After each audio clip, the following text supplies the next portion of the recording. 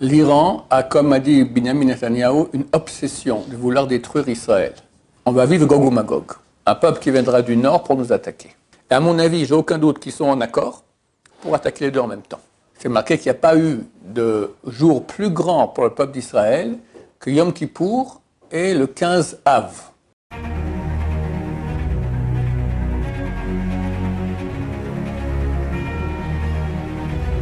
Ce jour dédié pour tous les blessés et l'élévation de l'âme de tous les morts du début de cette guerre avec l'Iran, dont ce matin un bâtiment qui était touché à Bat Yam et beaucoup de morts et de blessés. Qu'Hachem envoie Refoua Shlema, guérison complète et rapide aux blessés et élévation de l'âme à tous ceux qui sont morts et qu'il envoie consolation à toutes les familles. Amen ve Amen. Ok, donc nous sommes en guerre contre l'Iran. Je vais faire un cours sur cette guerre-là. D'abord, je vais parler à les personnes éloignées du peuple juif qui ne comprennent pas très bien pourquoi on est en guerre. Après, on parlera de façon plus juive par rapport au texte, comment ça s'inscrit dans les étapes amenant à la venue du Messie, du Mashiach qu'on attend avec impatience. Cette guerre, c'est une guerre qu'on attend depuis 30-40 ans. L'Iran, pour des raisons qu'au niveau juif on connaît, mais du point de vue laïque, on ne peut pas comprendre, l'Iran a, comme a dit Benjamin Netanyahu, une obsession de vouloir détruire Israël. Alors qu'ils sont prêts à de 2000 km, qui entre nous plusieurs pays, le Liban, la Syrie, l'Irak et après l'Iran. Donc on est très éloigné. Pourquoi cette obsession? Alors, du point de vue laïque, on ne comprend pas. Du point de vue juif, il semblerait que, en tout cas, la direction de l'Iran, on comprend que 85% de la population iranienne n'est pas contre Israël. Ces 15% sont des chiites fous de Dieu, et il semblerait, d'après la Torah, qu'il s'agisse de Amalek. Amalek, c'est un peuple qui, de façon gratuite, lorsque le peuple juif sort d'Égypte, vient les attaquer, parce qu'ils ont la haine du Dieu d'Israël et la haine d'Israël. C'est une haine qui est tout à fait incompréhensible, ce que Bibi Netanyahu appelle une obsession incompréhensible. Mais nous, on comprend que ça provient de Amalek. On a plusieurs preuves à cela. D'abord, cette haine obsessive, qui date d'il y a déjà 30... Depuis Khomeini. Khomeini, c'est 1976. J'avais 16 ans à l'époque, d'accord donc ça nous fait plus de 40 ans. Pourquoi est-ce qu'on pense aussi que c'est Amalek? Bernard-Henri Lévy, à TF1, il y a 5-6 ans, il a raconté qu'en 1935, il y a une délégation perse qui est allée voir Adolf Hitler à Berlin, et Adolf Hitler leur a dit, sachez qu'on est cousins, on provient de la même souche, aryenne. D'ailleurs, quand j'ai raconté ça sur Internet, il y a quelqu'un qui habite l'Iran, une dame qui parle français, qui m'a écrit, qui dit effectivement en perse antique, on appelle la Perse Ariana, donc arien. Et Hitler leur a dit changez le nom de Perse en Iran pour évoquer que vous êtes descendants de la souche iranienne. Bon, on n'a aucun doute que Adolf Hitler, c'est Amalek, la haine du peuple d'Israël. Terrifique, d'accord. J'ai chez moi le testament de Hitler. Ça fait 2-3 pages. Puis à la fin, il a dit le plus important de tout. Absolument tout faire pour annuler, éradiquer, annihiler le poison des peuples, le peuple juif. Et comme ça, un paragraphe entier, la haine du peuple juif. Après, il signe, tac, tac, Adolf Hitler, il se tire une balle et il meurt. C'est ça le but le plus grand d'Hitler. Ça va. Tu as une Allemagne, tu as une économie, tu as une éducation, des choses qui passent avant. Eh bien, Adolf Hitler a dit aux Iraniens, on est la même souche. Et on voit cette obsession de vouloir annihiler la terre d'Israël, c'est complètement fou. C'est un pays qui est très pauvre. Et l'essentiel de l'argent qu'il gagne, il l'utilise pour acheter des armes, construire une bombe atomique et envoyer des armes aux pays qui nous entourent. C'est le Hezbollah, qui était armé essentiellement par l'Iran. Ce sont des chiites, d'accord, c'est vrai que le monde arabe est les chiites et les sunnites. Alors, le centre des chiites, ce sont les Iraniens. Ils sont plus des fous de Dieu comme ça. Ils pensent que le Mahdi, le Mashiach, mais le Mashiach islamique doit venir dans le cadre de guerres dans le monde entier, guerre de fin de temps. Et donc, ils ont armé Hezbollah, ces chiites du Liban, contre nous. Baruch Hashem, on les a plus ou moins vaincus, avec sur des beepers, etc. C'est une victoire. C'est eux aussi qui aident énormément le Hamas à Gaza. Ils ont des milices, beaucoup de milices en Irak. C'est eux qui donnent les missiles aux Houthis au Yémen pour les envoyer, presque tous les jours. Des missiles très très sophistiqués, missiles balistiques, hypersoniques. Donc c'est la source. On peut dire que c'est une pieuvre qui a beaucoup de tentacules, mais la source, c'est l'Iran. Et ça fait des années qu'on sait qu'on doit partir en guerre contre l'Iran, que les dirigeants de l'État d'Israël se préparent à cela, n'osent pas, mais là ils sont déjà arrivés à avoir une bombe atomique, on ne peut pas les laisser plus. Donc Bibi Netanyahu a décidé de les attaquer, et Baruch Hashem, jusqu'à maintenant, l'attaque est une réussite totale. Il y a bien sûr des dégâts chez nous, c'est une guerre, d'accord? Donc il y a des morts et des blessés, Baruch Hashem qui n'en est plus, mais du point de vue militaire, c'est phénoménal. On m'a dit qu'en France, il y a même sur les plateaux, des experts militaires disent c'est extraordinaire, on est absolument incapable. Ils ont dit, les grands militaires français, incapables de faire une chose pareille, incapables. Comme on se bat à 1800 km de sa base, on fait comme ça 200 avions et des vagues successives. Phénoménal. Vous savez comment ils ont fait pour tuer tous les commandants de l'armée de l'air? C'est le Mossad qui a fait. Ils ont fait un appel, un faux appel, d'accord, à tous les commandants, venez d'urgence à l'endroit un tel, il y a le commandant de l'armée de l'air, etc. Ils sont tous arrivés là-bas, et boum, ils ont envoyé un missile, tous explosés. Donc, Baruch Hashem. Pourquoi cette réussite? Du point de vue juif, je vous dis tout de suite. D'abord, on va parler, c'est écrit dans la Torah, mais c'est passé une chose que je pense que les gens ne se rendent pas compte de l'impact que ça a. On n'a jamais vu ça de toute l'histoire de l'État d'Israël. Avant la guerre d'Israël, on n'a jamais vu un chef d'État aller au Kotel prier.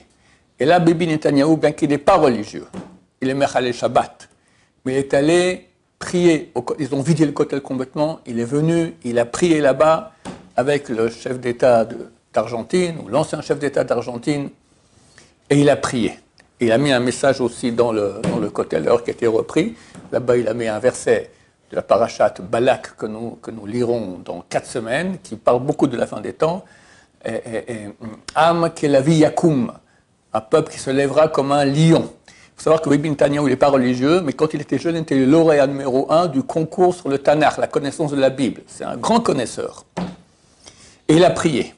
Je ne sais pas ce que vaut sa prière de Bibi Netanyahu. Je ne sais pas à quel point c'est un tzaddik et quand. Ça se peut que peut-être Dieu l'ait écouté en tant que dirigeant, peut-être qu'il a beaucoup écouté sa prière, mais l'impact, il est le Kiddush Hashem, la sanctification du nom de Dieu. Qu'un homme d'État qui se veut laïque, il aille prier au Kotel, ça c'est extraordinaire. C'est un exemple pour tous les juifs du monde, surtout en Israël et non religieux.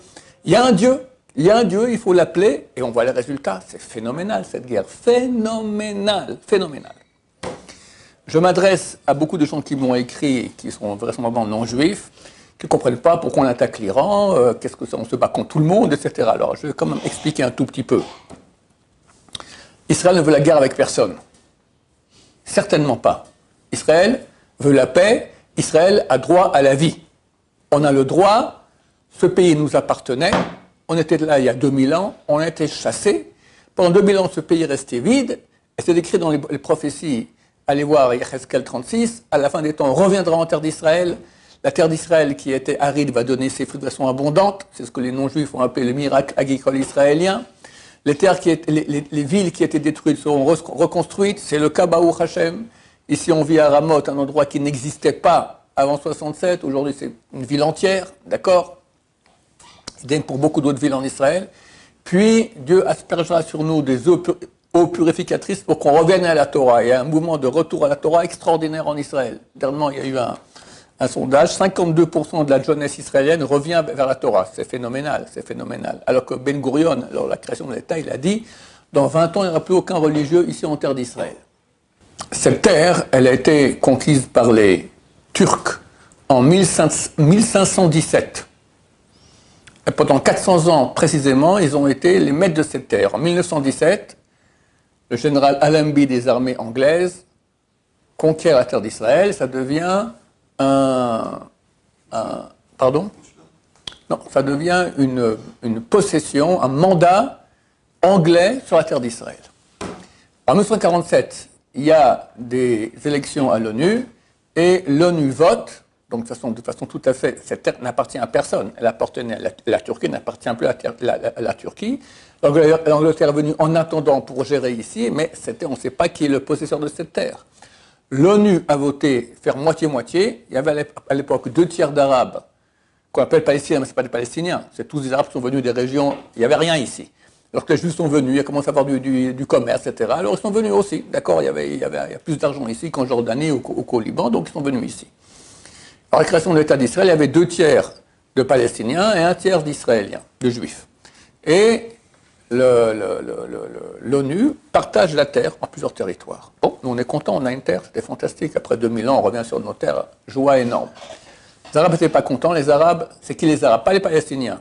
Les Égyptiens, les Libanais, les Jordaniens, les Irakiens viennent en guerre contre nous. Une guerre sanglante pendant 1 an, la guerre d'indépendance, où on a été attaqué, donc il y a un droit de guerre de se défendre. Et on a conquis d'autres territoires, vu qu'on veut se défendre. Territoire minuscule, la frontière elle était au milieu de Jérusalem. À l'auteur de Netanya, il y avait 22 km d'épaisseur du pays entre la mer et la Jordanie. Et la bande de Gaza appartenait à l'Égypte, qui était à une demi-heure de route de Tel Aviv. C'est un pays minuscule. En 1967, Nasser fait une fédération arabe pour venir conquérir la terre d'Israël. Au moins 10 pays arabes. Même les Tunisiens, ils ont envoyé 100 soldats, d'accord, pour se battre contre Israël. Et là, Dieu nous a fait des miracles extraordinaires. La guerre des 6 jours, c'est un miracle fantastique. On a conquis des territoires, Judée-Samarie, Golan, Sinaï, etc. On rend le Sinaï à condition que l'Égypte ne mette pas là-bas des armées. Ils ont respecté ça jusqu'à quelques mois. Quelques mois, ils ont commencé à mettre, ils ont plus de 1000 tanks actuellement dans la péninsule du Sinaï. Gaza, on a gardé. Moi, quand j'étais jeune, il n'y a pas longtemps, il y a 20-30 ans, on allait faire nos vacances à Gaza. Il y a des très belles plages là-bas, d'accord? On allait à Gaza. Ariel Sharon a rendu Gaza pour avoir la paix. On rend Gaza. Qu'est-ce qu'on veut? On ne veut pas des territoires. On ne veut pas être maître de population arabe. On veut la paix. Et Hamas a commencé à devenir le maître de Gaza et nous attaque, envoie des missiles sans cesse. Et le 7 octobre, une attaque. Donc, connue, des centaines de morts, des tortures absolument inhumaines qu'on ne peut même pas dire. Le bateau qui est venu maintenant avec, comment s'appelle cette palestinienne, Rama, d'accord? Ils ont fait voir à tous les gens de ce voyage-là, l'armée israélienne les a interceptés. On leur a montré les films qu'ont filmés les Arabes, Hamas, des tortures qu'ils ont fait lors du 7 octobre, qui comprennent de quoi il s'agit. Donc nous, on veut ni de territoire, ni de population qui soit à notre service. On veut la paix. Mais on ne donne pas la paix. Donc on doit attaquer Hezbollah au nord avec le Liban. On est en guerre avec Hamas pour qu'on en finisse avec ce mouvement terroriste qui a comme seul but l'éradication d'Israël. Et la source de tout, c'est l'Iran. Et Baruch Hashem, Dieu nous aide dans ce sens-là, où c'est une réussite totale. Maintenant, au niveau juif, ça c'était pour les goïms. Au niveau juif, on reviendra en terre d'Israël, c'est écrit clairement dans Cheskel 36, après l'exil. Il y aura la terre d'Israël qui va donner ses fruits, c'est le signe le plus grand, comme quoi nous sommes proches de la fin, comme ça c'est écrit dans le traité Sanhedrin, page 97. Et après Tchouva et Mashiach. Maintenant, comment vient Mashiach? Il y a des textes qui racontent. Il y a un texte qui a été donné par le plus grand prophète non juif de l'histoire, Bilham. On va lire ce texte dans 4 semaines exactement. 4 semaines moins 1 jour, Parashat Balak. Bilham raconte la fin des temps, 2 versets. Premier verset, Oi, Oi c'est malheur. Malheur. Oi, Mirie Misumoel, qui pourra survivre par rapport au décret que Dieu va mettre. Et après, il y a l'autre verset qui parle de la fin exactement. C'est clair que quand on parle de malheur qui est avant la fin des temps, on peut ne parler que de la Shoah. Oy, Mirie, qui pourra survivre? mais sous Moël, par exemple, par rapport au décret que Dieu va mettre. Sous Moël, Rabbi Eliezer Agadol, c'était un des plus grands Tanaïm, c'est le premier rabbin qui est cité dans la Gemara et dans la Mishnah, Rabbi Eliezer. Il dit sous Moël, c'est écrit sous mot, il manque un vav, on peut lire Shmoël, celui dont le nom, il y a El, c'est le nom de Dieu. Il dit c'est Ishmaël. Ceux qui nous feront tout le mal à la fin des temps, c'est Ishmaël. Ishmaël. Comme c'est écrit dans son midrash à lui, Pirkei de Rabbi Eliezer, que pourquoi est-ce que les Arabes sont appelés Ishmaël? Parce qu'à leur époque, ils vont faire beaucoup de mal au peuple d'Israël. Le peuple d'Israël va crier à Dieu, et Ishmaël, Dieu écoutera. Vayanem, et répondra. C'est un verset de Tehillim, Ishmaël Vayanem, Dieu écoutera et nous répondra. Il dit à propos des Arabes. Le Hachem HaKadosh dit qu'on peut ne pas être d'accord avec des Tanaïm quand c'est dans le Midrash, pas dans la Halacha. Dans l'explication de la Torah, on peut ne pas être d'accord. On voit des fois que le Hachem HaKadosh, très souvent, il n'est pas d'accord, et hop, il balait quoi? Des Tanaïm, des Amoraïm. Je me permets de dire que, quand même, si on parle d'un grand malheur de la fin des temps, alors Ishmaël, oui. Depuis que l'État d'Israël a été créé, il y a eu 27 000 morts tués par les Arabes. Et 27 000 morts, c'est même pas une semaine d'Auschwitz. Il faut comprendre. C'est même pas une semaine d'Auschwitz, 27 000 morts. Si on parle d'un grand malheur, on parle d'Adolf Hitler. Et Baruch Hashem, j'ai eu un chidouche que je pense être vrai. Qui pourra vivre par rapport à sous Moël, valeur numérique, Adolf Hitler. Donc, Bilham nous dit, sache qu'à la fin des temps, il y aura un malheur terrible, la Shoah, dirigée par Adolf Hitler. La suite qui nous concerne plus. Vetsim miyad kitim, c'est le dernier verset de cette prophétie de Bilham. Vetsim, ce sont des flottes qui viendront de Kittim. Kittim, ce sont les îles éloignées. Il y a une traduction de la Bible en araméen faite, il y en a plusieurs, mais il y en a une qui est très connue parce qu'elle est très profonde, elle raconte beaucoup plus de choses que dit le texte lui-même. Ce n'est pas une traduction du mot à mot comme Onkelos. C'est celle de Rabbi Yonatan ben Uziel. Ben Uziel, c'est écrit lorsqu'il étudie la Torah, s'il y avait un volatile qui passait au-dessus de sa tête, il tombait par terre rôti tellement il y avait un feu de Torah. Et il explique très profondément, plus profondément les choses de la Torah. Et lui, il dit qu'il s'agit de flottes de soldats, des flottes armées, qui viendront de l'Occident. Ve'inu Ashur, et vont attaquer Ashur. Ashur, c'est l'Irak actuel. Ce sont les deux guerres du Golfe, où 21 forces alliées sont venues en bateau, par bateau, d'accord, pour attaquer l'Irak. Suite du verset, Ve'inu Ever, et vont persécuter Ever. Ever, Rachid dit, Ever, c'est l'autre côté du fleuve. Quand on parle du fleuve dans la Torah, c'est l'Euphrate. Qu'est-ce qu'il y a au nord de l'Euphrate? L'Iran. Et vont attaquer l'Iran. Chers amis, depuis vendredi matin, 2h du matin, on y est. Alors, pas tout à fait. Actuellement, c'est Israël qui attaque. Et nous, on veut que ce soit les soldats qui viennent par des bateaux des îles éloignées d'Occident. L'Amérique et l'Angleterre, comme c'est le cas pendant la guerre du Golfe. Mais il semblerait que l'Amérique va bientôt rentrer dans la guerre contre l'Iran, parce qu'il paraît que Trump veut se débarrasser de la direction chiite d'Iran, parce que 85% du peuple iranien n'est pas chiite, enfin n'est pas religieux chiite fou de Dieu contre nous, ils veulent vivre normalement, d'accord? C'est 15% dont il faut se débarrasser. De plus, l'Iran a dit qu'ils allaient attaquer des bases américaines parce qu'ils disent qu'on a été aidés par les Américains. Donc il suffit qu'ils attaquent une base qui a un missile qui tombe sur une base américaine, c'est fini. Trump, il va s'énerver tout rouge. Déjà, il est rouquin, ça sera super rouge, et il va les défoncer en petits morceaux. Et là, on vivra la prophétie de Bilham, Ve'inu Ever. Il reste encore une petite partie du verset, et c'est la fin. Ve'gamu adeovet, et lui aussi sera perdu pour l'éternité. Qui? L'attaquant. C'est donc l'Amérique. Comment est-ce que l'Amérique serait-elle perdue pour l'éternité? Il y a une option que Poutine s'énerve, envoie une bombe atomique, mais ça mène quand même assez loin de la réalité, bien qu'il faut savoir que dans Zacharie 13, à la fin, c'est écrit que 2/3, avant que Mashiach vienne, 2/3 du monde disparaîtront. Ça se peut qu'il y ait une guerre. Poutine peut s'énerver un beau jour si la France et l'Allemagne continuent à armer ou à intervenir contre la Russie. Poutine a dit, je ne sais pas si j'hésiterai à appuyer sur le bouton. Il n'hésitera pas, d'accord? Mais sans ça, les grands économistes dans le monde, en Amérique et aussi en France, il y en a un qui a parlé dernièrement, la semaine passée, il a dit on est à 2 doigts d'un crash économique.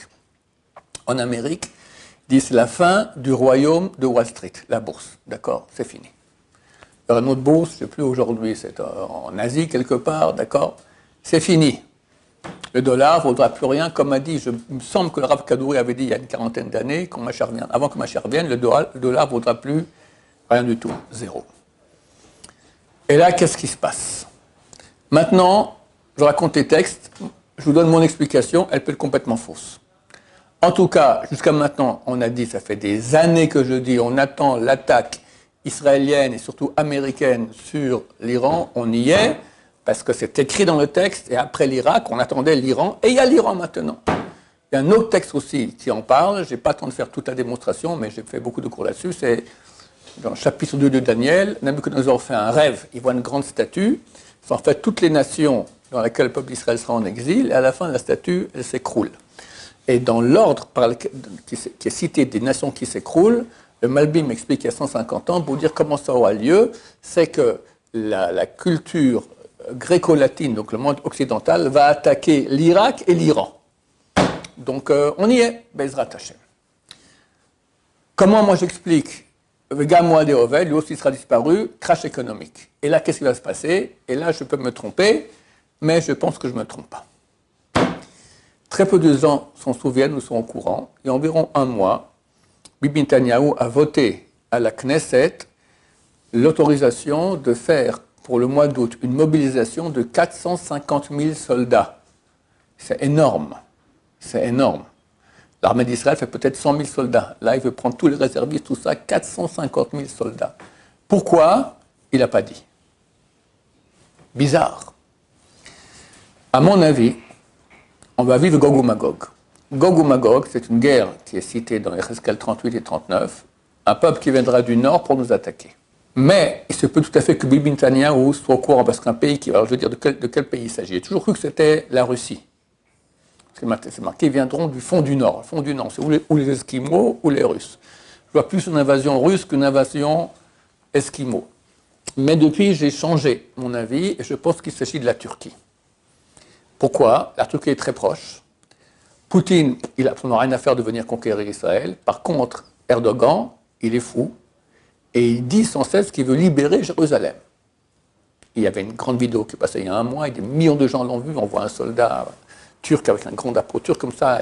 Et c'est la même image qui revient plusieurs fois. Donc on voit plusieurs soldats avec le drapeau turc rentrer dans Jérusalem. Et on voit que Dieu l'a aidé à cela. L'aide, enfin, c'est marqué que Dieu mettra des hameçons dans sa bouche pour le tirer et venir se battre contre nous. Quel est ce hameçon? Un des hameçons, c'est qu'entre la Turquie et nous, il y avait un grand pays, très puissant, la Syrie. La Syrie était le pays arabe contre nous le plus puissant, plus que l'Égypte, plus que la Jordanie. Terrible. Et on ne comprend pas. Pour moi, c'est un vrai miracle, c'est la main de Dieu. En une journée, tout à coup, le président Assad, il fiche le camp et va se réfugier en Russie. Les Russes qui étaient en Syrie partent aussi. On laisse un pays vide à cause de quelques peuplades, les djihadistes qui viennent comme ça. Et ce pays, maintenant, il n'est rien. C'est un no man's land très bizarre comme ça. Il est clair que pour la Turquie, maintenant, la voie est ouverte. À mon avis, c'est ce que Dieu a fait. Il a ouvert la route pour Jérusalem pour Erdogan. Erdogan a la 8e plus grande armée du monde, 800 000 hommes, c'est énorme. Et c'est marqué que Gog, c'est le nom du roi de Meshech et Toubal. Toubal, regardez sur Internet, beaucoup de gens m'ont écrit, ce sont des régions d'Anatolie. Anatolie, c'est la Turquie. Et j'ai dit aussi Istanbul. Tamboul, c'est Toubal, d'accord, c'est le même mot. Donc, la Turquie aujourd'hui ne peut pas venir attaquer Israël. Pourquoi? Parce que c'est un pays de l'OTAN sous la tutelle de l'Amérique. Mais si l'Amérique fait un grand crash économique, l'Amérique n'existe plus, c'est fini, il n'a plus aucun pouvoir. Erdogan va dire, eh ben voilà, on va y aller, et va attaquer. Attends, c'est écrit dans la prophétie de Gog ou Magog, Yecheskel 38, qu'il ne vient pas tout seul, ce peuple. Il vient aussi avec Couche. Couche, c'est l'Éthiopie. Vous voyez les Éthiopiens venir attaquer Israël? Je ne vois pas du tout. Mais le Malbim, qui est un des plus grands commentateurs de la Bible, il y a 150 ans, 200 ans, il écrit que quand on parle de couche dans cette prophétie, il s'agit de l'Égypte. Il amène une preuve de Yézéchiel 32. C'est l'Égypte. Comme j'ai dit auparavant, on a fait un accord avec l'Égypte, on ne pouvait pas amener des armées dans la péninsule du Sinaï. Ils ont mis plus de 1000 tanks qu'il y a actuellement dans la péninsule du Sinaï. Et à mon avis, j'ai aucun doute qu'ils sont en accord pour attaquer les deux en même temps. Le service de renseignement israélien, comme vous le savez, il est très développé, donc c'est certain que des choses pareilles, ça se sait à l'avance, c'est pas une attaque, ça ne se fait pas comme ça. Donc certainement, ils ont dû dire à Bibi, Erdogan, il prévoit une attaque sur Israël pour le mois d'août, et on sait qu'il est extrêmement inquiet de cela, Bibi Netanyahu. Donc c'est pour ça qu'il a pris l'autorisation de faire une mobilisation de 450 000 hommes, ou pour faire peur à Erdogan, montrer, écoute, on est prêt, fais attention, ou pour, hélas, se battre. À mon avis, on ne va même pas se battre, on aura très peur. Ils vont conquérir la Syrie, ils vont arriver à nos frontières. Idem en Égypte, et nous on va crier très fort à Hachem, et ce sera Gog ou Magog. Ce n'est pas Tsahal qui devra gagner, c'est Dieu. Et Dieu se dévoile, les ratatine en petits morceaux, et à la fin de cette prophétie, déjà Yézéchiel 39, il dit, je me grandirai, je me sanctifierai aux yeux des nations nombreuses, elles reconnaîtront que je suis l'Éternel. Fin de parcours, Mashiach il est là, et c'est tout est terminé, tout va très bien. Quand ça sera, je ne sais pas, je pense très bientôt. Je peux me tromper, je me trompe toujours. Moi, j'ai la Mashiach peut venir maintenant, dans 1 minute, dans 1 heure, dans 1 jour, dans 1 semaine, à chaque moment. Mais j'ai une date qui me turlupine depuis des années. C'est marqué qu'il n'y a pas eu de jour plus grand pour le peuple d'Israël que Yom Kippour et le 15 Av. Or, tu regardes les choses qui motivent que le 15 Av soit un jour de fête. C'est un jour de fête quoi? Il n'y a rien de fête, mais on dit pas Tachanoun. Mais c'est un grand jour. Tu regardes, pourquoi c'est un grand jour? Alors, à l'époque du désert, chaque année, il y avait 15 000 juifs qui creusaient leur tombe. Enfin, tout le monde creusait sa tombe, mais il y avait 15 000 qui ne se levaient pas. La dernière année, ils ont tous creusé, les 15 000 qui restaient, les 40 ans, il restait 15 000, ils ont creusé la tombe, et le matin, tout le monde se lève et dit, il y a un truc qui cloche là, on aurait dû disparaître. Ils attendent, ils arrivent le 15 Av. 15 Av, c'est le moment où il y a la pleine lune. Et c'est vrai que c'est le 9 Av qui devait mourir. Chaque année, il mourait le 9 Av. Ils ont vu la pleine lune, ils ont compris que c'est fini, ils vont pas mourir. Ils étaient très contents. Bon, il y a d'autres raisons qui sont citées aussi. C'est la période où les nuits deviennent plus longues, il y a plus d'études de Torah la nuit. Les bois qu'on amenait au temple pour les sacrifices étaient déjà secs, ils ont séché durant tout l'été. Mais d'en faire, pour ces raisons-là, en faire le plus grand jour du peuple d'Israël, je trouve que ça manque. À mon avis, ça parle du futur. Bat Hashem, qu'on aura Mashiach, j'espère. Et sinon, très bientôt. Avant, j'espère. Baruch Adonai, l'olam, amen va amen.